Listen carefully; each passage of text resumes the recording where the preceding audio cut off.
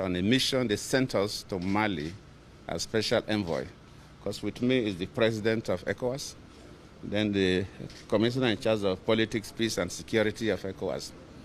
And we went there with the Minister of Foreign Affairs of Niger.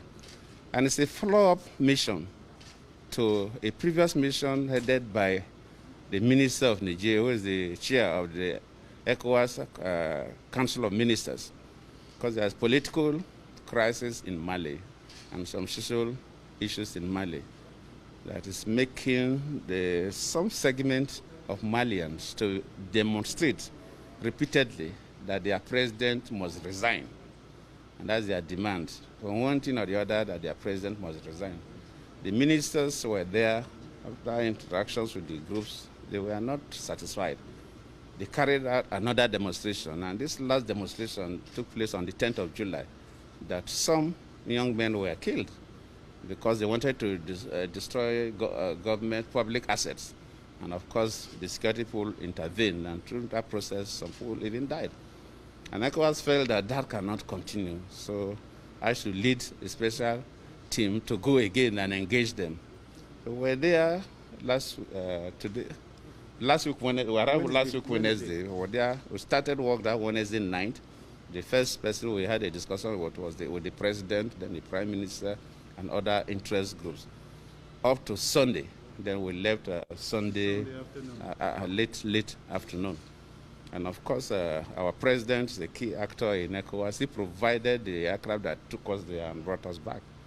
And the president may even go back to Mali with others. So it's only proper that when you go for such mission and you come back, you have to brief your president. So we came to brief him.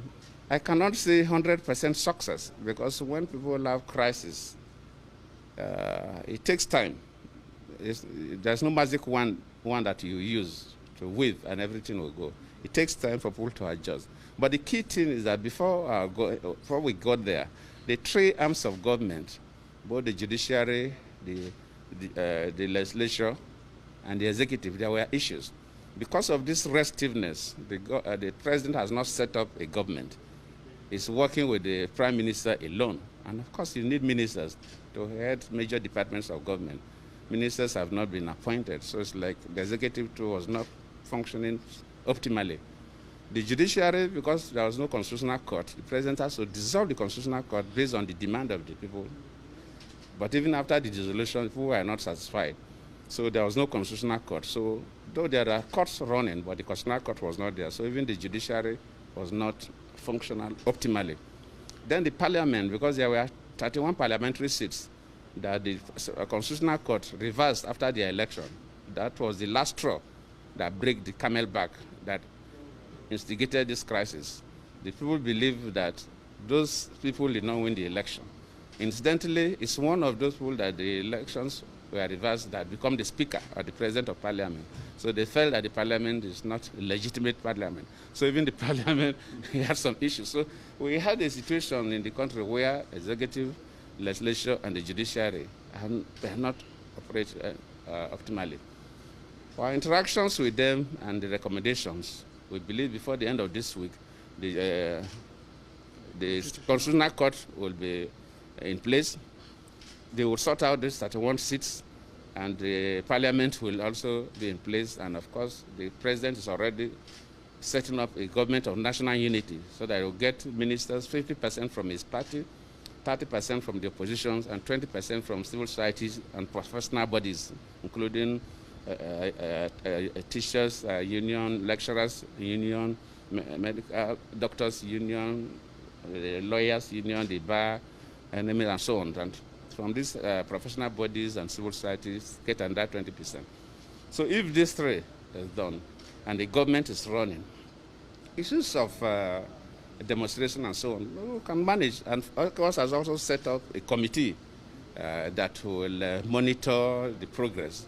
And some of these gray areas will be examined. So I cannot say 100% success because people feel the president, those who feel angry, not the whole country, but some group of people felt the president must leave. They are still on that, which we made it very clear that no international organization, whether ECOWAS or African Union or any arm of the UN, will support that. And nobody will support it, that we must consolidate democracy in Africa. And if you elect the president democratically based on your laws, his leaving office must also be democratic. And we cannot encourage anything other than a normal democratic process. But they still hold on to that. So because of them, we can not say that 100% success. But what we have agreed with the people, and they are working on it. That framework, if it's followed, then we believe that in the next 2 weeks, this week and next week, before the end of July, in fact, we gave the end of July, these three arms of government will be functional. And when the government starts running, government will continue to deal with the situation.